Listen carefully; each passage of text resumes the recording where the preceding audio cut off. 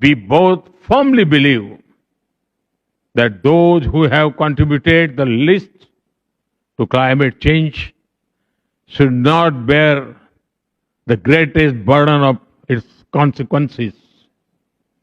Climate action must be guided by fairness, responsibility, and equity. This is the essence of climate justice. India has sought to lead by example. Over the last decade, we have undertaken one of the world's largest expansions of renewable energy.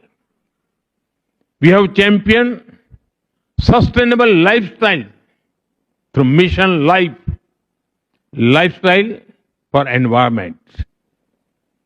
Through our initiatives like International Solar Alliance, Coalition for Disaster Resilient Infrastructure, Global Biofuel Alliance, and Ek Ped Maa Ke Naam, a tree for mother.